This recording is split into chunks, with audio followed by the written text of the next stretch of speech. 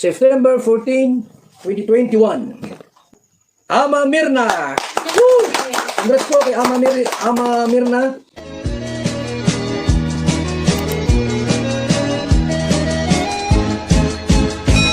Nako, Papa Jomar, nai-insecure ba siya nung nasa Palawan sila?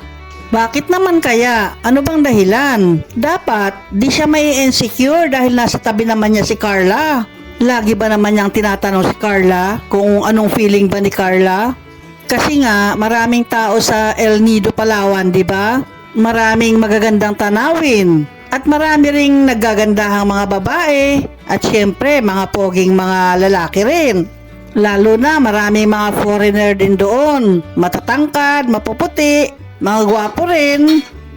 Nai-insecure na si Papa Joms. Ano nga ba ang tinatanong niya kay Carla? Panoorin po natin ito. Hello Carla, kumusta? Excited ka na ba? Hindi ka ba Hindi ka ba takot sa dagat? Sa bakit? Ang laking dagat pala ito eh. Ako kasi medyo takot ng konti. May anxiety ko ng konti sa dagat pero kaya naman, excited. Total, laki ka naman sa dagat. Alam ko, sobrang galing mo maglangoy. Ikaw na bala sa akin. Hindi mo, sure yan ha. Ikaw ang lifesaver ko. If ever man. Guys, ang suit mo ha. Guys, sobrang daming foreigner dito. Hindi ka naman na-attract sa kanila. Daming foreigner, ang tatangkad, ang puputi. Ang gaganda pa ng katawan. Walang wala ako ay. Hay nako, insecure ba o selos na yan, Jomar? Huwag kang mag-alala, Papa Joms. Kasi sa sagot ni Carla, nasihan ka naman, di ba? Kinilig ka nga eh. Panoorin po natin kung ano ba yung sagot ni Carla. Daming foreigner, ang tatangkad, ang puputi. Ang gaganda pa ng katawan.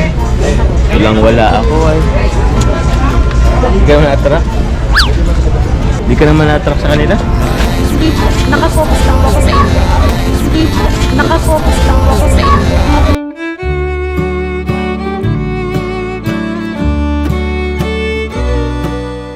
Ay na, lapit na tayong sumakay. Enjoy mo na lang ha. Enjoy tayo. O, di ba? Ang saya-saya at kinilig nga si Papa Joms sa sagot ni Carla.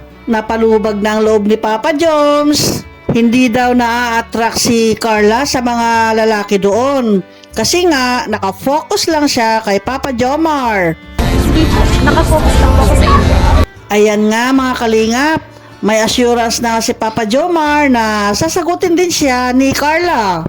Ang tanong, sasagutin o nasagot na? Bella, diba no? Sobrang ganda ng Palawan. Parang ito yung pinaka-best para sagutin ako.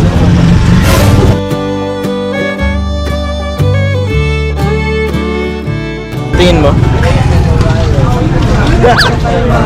Ayaw. Wala pa yata. Sige, okay lang. Okay lang na lang. Alam naman na ninyo siguro kung anong sagot dyan. Ako alam ko, kaya lang ayaw ko munang ibulong sa inyo. Hayaan na lang natin si Papa Joms at si Carla. Basta importante, masaya sila doon sa bakasyon nila sa Palawan. Ang gawin na lang natin ngayon ay abang-abang na lang tayo kung ano bang mangyayari, kung anong kaganapan at kung anong update.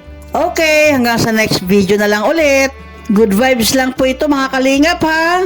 Dahil ginu-good vibes din kasi tayo ni Carla at ni Jomar eh. Hanggang sa susunod po ulit. Bye-bye!